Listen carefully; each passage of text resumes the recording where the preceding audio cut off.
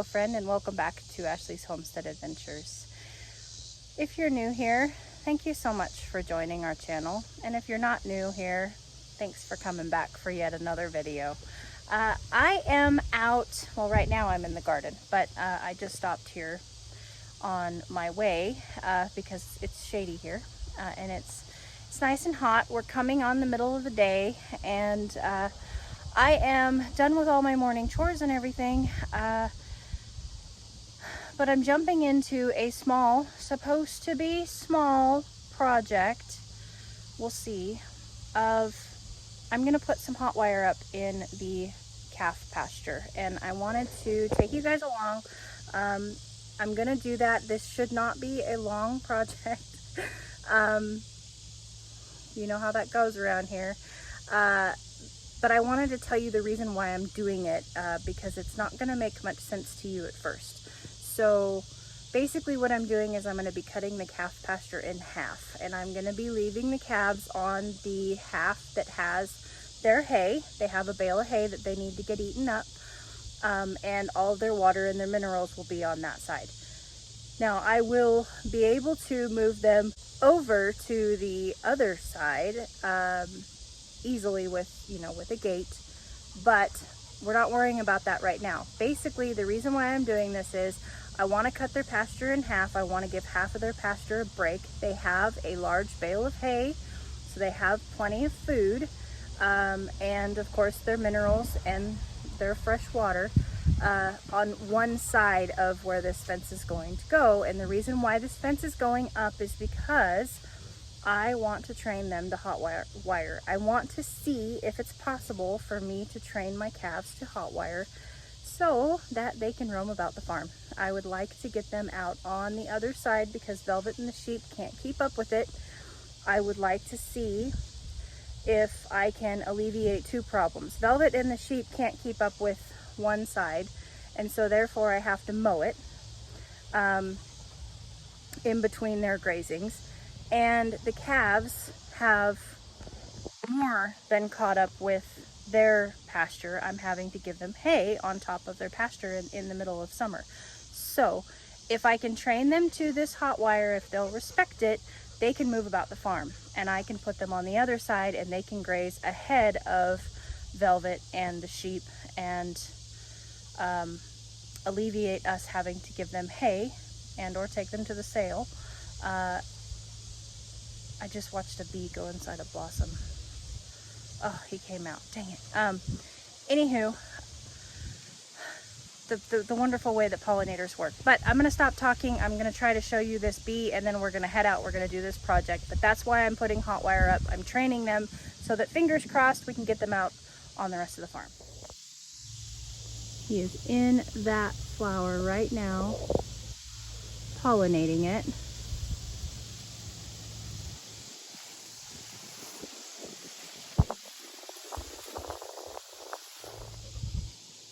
Oh, here he comes.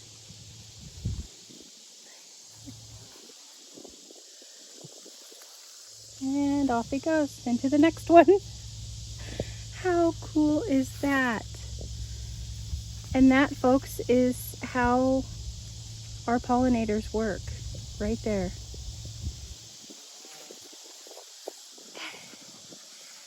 And he's off. Oh, and now he's gonna go to he's on a bean.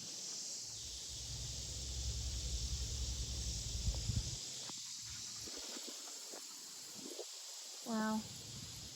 How cool is that? Watching our pollinators work. Okay. He just literally, like, I just watched him when I was talking to you. He literally went from one side of the trellis, this flower, all the way across the trellis, pollinating on his way. That is so cool. And now he's up top pollinating a crane melon flower. Wow. Wow, wow, wow. The garden is such an amazing, amazing thing.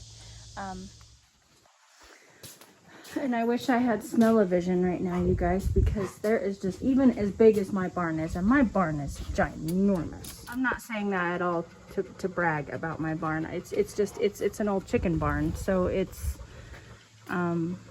really, really long. I mean, it's 120 feet from that back door to where I'm standing in the feed room. But smell-o-vision is because I wish that you could smell that. That is the hay that I got yesterday. And there was a lot that was involved. My backing up skills were, I don't know where they went yesterday, but they weren't by my side. And the wasps were against me. I got 2 new stings from red wasps yesterday. Anywho, it was a surprise. The guy called me. It was on the field, and so I really quickly just went and did it. And I didn't take you guys along because I just thought, oh, well, they're not going to be excited. It's not going to be that eventful. Well, then it was really eventful, and then I was just ticked off at the world, and I didn't want to make a video. So there it is, in all of its glory, and I wish that you could smell it because, oh, it smells heavenly. It makes the whole barn smell super duper good. So that is probably a third of what I'm going to end up getting from this guy for hay, for primarily Velvet. That will be Velvet's hay because it's good horse hay. And so I'm excited about that. So I'm going to take you guys out here and set you up and let you laugh at me while I attempt to do what I call man jobs. But you guys are used to that, so laugh away. I do not mind. Got my wheelbarrow out here. I've already started a little bit, and then I thought, you know what, I'm gonna take the people because yesterday I didn't think it would be.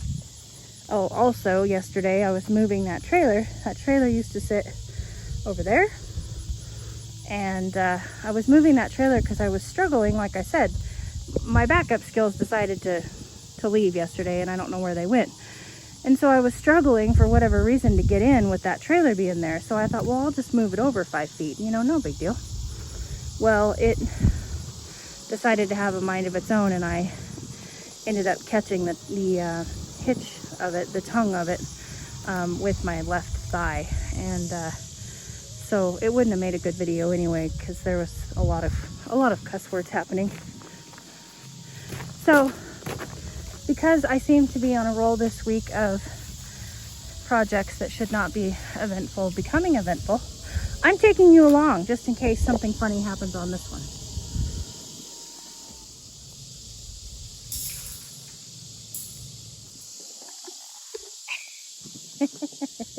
There's nothing in there for you, buddy. Well, I might as well tell the people what I have in here. I have hot wire stakes, and you know what I just realized? I did not bring my hot wire tape. Dang it. Alright, I'll go get that. I've got my DeWalt drill. I have my clamp for my ground wire. I have my wire to attach for my live wire. My charger. My fence cutters, my voltage tester, 1 screw to hang this on the wall with. Got 2 gates, a hammer, there's a pair of pliers in here, needle nose pliers, and over there where we're going is the ground rod. It's already halfway pounded in the ground, and my T-post driver, because I wanted to, I'll explain it to you when we get over there. But I'm gonna go get the fencing itself while I'm standing here. What are you guys doing? Huh? You thought I brought you goodies, huh? I'm sorry. No goodies. I know. I'm sorry, buddy. I'm sorry. No goodies. I know. Okay. Here is the ground rod that I've got mostly. Well, I'm not going to say mostly because that'll jinx me. But I've got some of the way into the ground, and then I'm just going to continue pounding that in. And then the way that this will go is I will pound the ground rod in, and then I will hook up the hot wire. I will find a place for it to be on the wall and get the cord ran through for the hot wire box, like the electrical box. Then I will attach the ground wire to, I'll have to cut it and attach it to the electrical box and to the ground rod, and then I will cut and make a live wire that will attach to the electrical box and the fence, and then go ahead and put my stakes in the ground, run my line of stakes. So I'm gonna get to work. Whew. It's not chilly out here, folks. It's not chilly.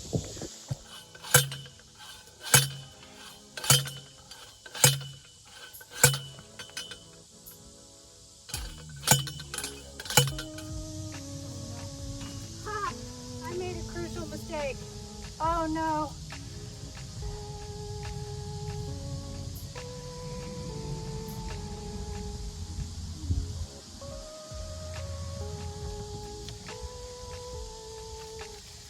So the rule of thumb is that you always put this clamp on, and this is what the ground wire is going to clamp to the rod. But you always put this clamp on before you start pounding, because what happens is the head of the rod gets like mushroomed, and then you can't get the clamp on. I think I can, because I haven't hit it with a hammer yet. I've been just hitting it with the post driver. Thank God. Because once you put these ground rods in, you can't get them out, you guys. There's no way of getting them out.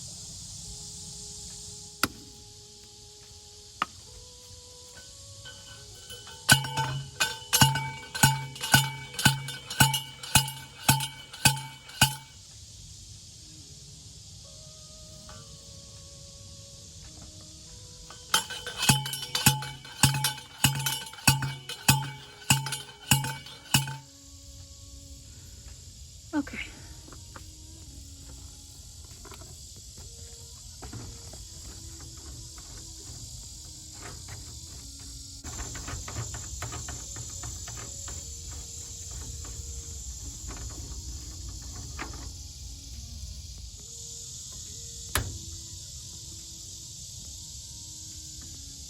Billie Jean, I'm not interested in your help.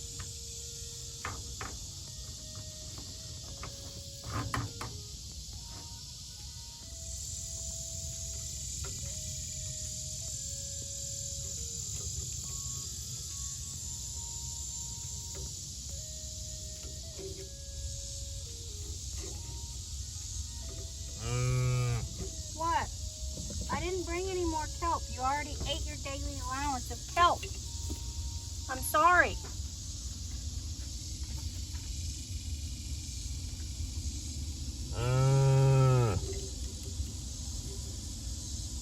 You mmming at me is not gonna get anything done, Billie Jean. I'm gonna hook up a live wire and plug it in and make sure that I'm good and hot before I go about stringing all of these fence posts. Boys, please don't be boys. Don't knock that wheelbarrow over. I didn't bring any more kelp. I already told Billie Jean, you guys ate your daily allowance of kelp.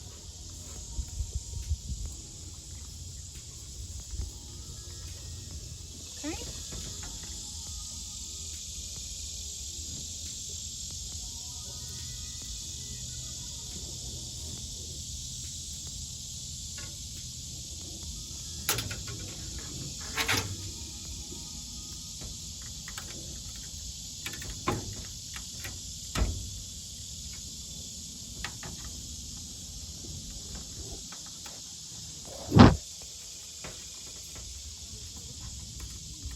I am going to go in and get it plugged in, and then we'll come out and test it.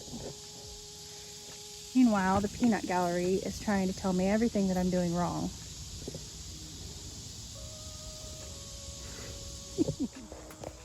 Okay, so I got it plugged in, and I also set up a post here. This will be my first post that I'll attach my gates to, and went ahead and attached it to the wire.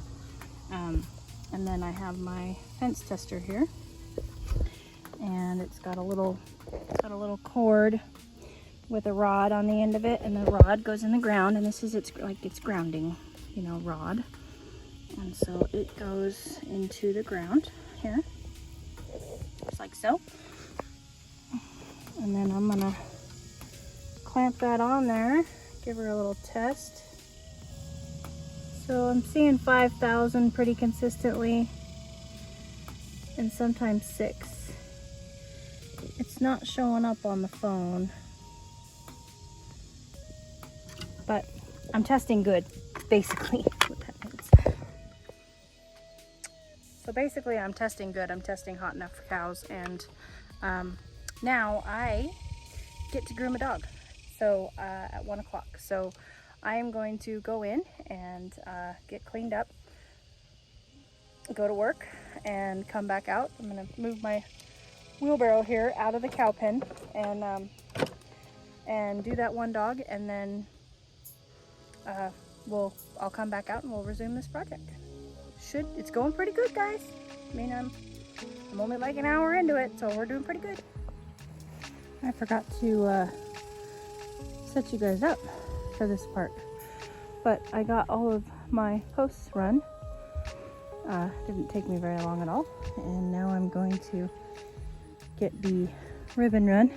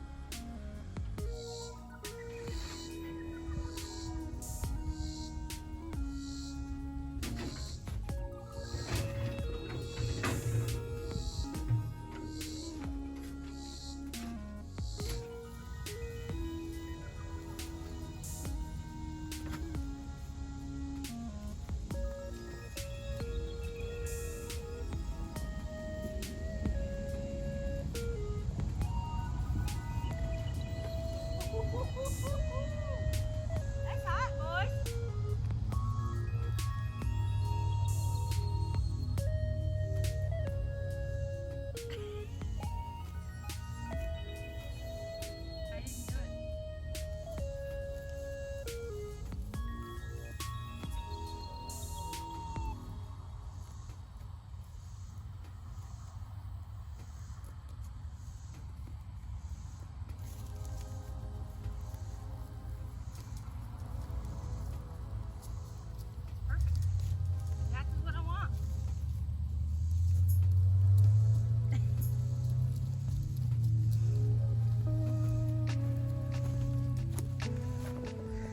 Test fence is up and it appears to be working. We'll see how it does.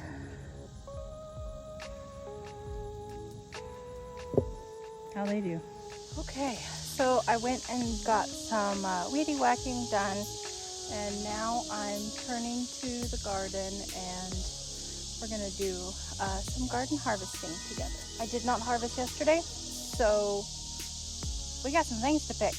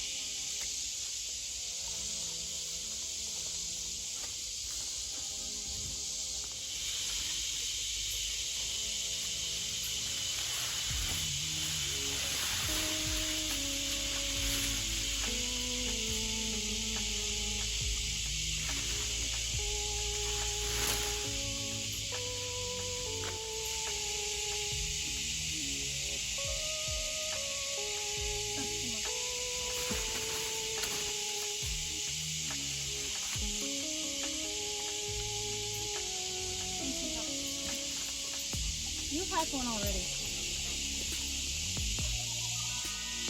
Okay, so the reason why that squash came out is a lot of these squash are at the end, and as you can see on the ground, I go through and I take out any dead, diseased, dying leaves every day when I go through. And this squash has, you know, it's been producing for quite some time. It's produced hundreds of pounds. And the one that I just ripped out is because it had no more flowers on it, and it has produced a lot of food, and I believe that it's at the end of its life. So I just went ahead and took it out of the garden. Now, I'm not sure what Bossy's onto here.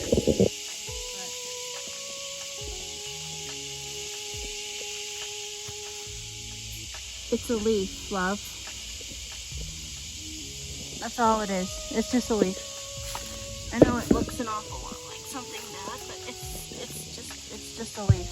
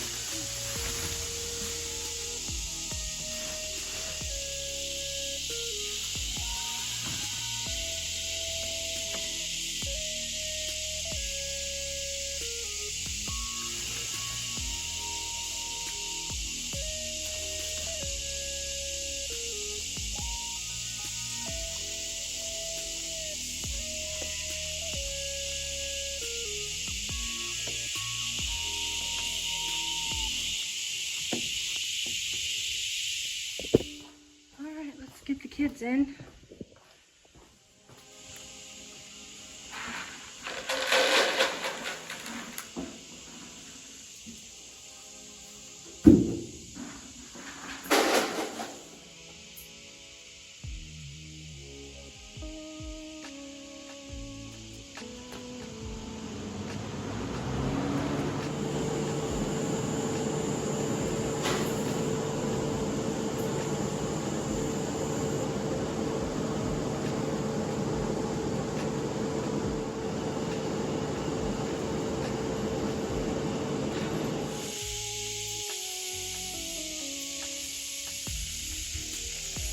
Come on, sister.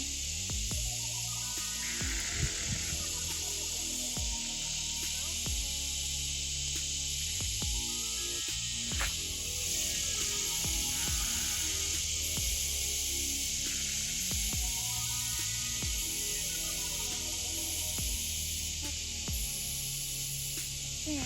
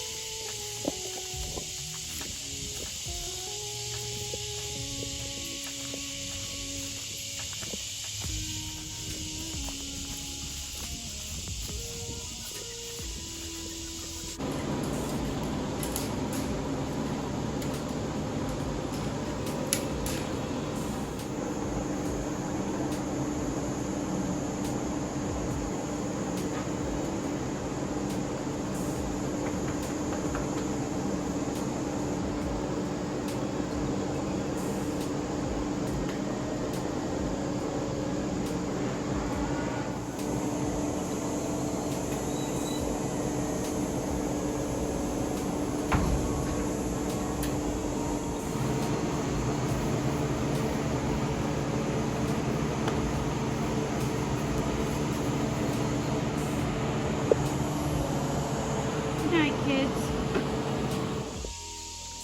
Well, I would say that was a pretty successful day. And I say good night to you too. I hope you all had a great day.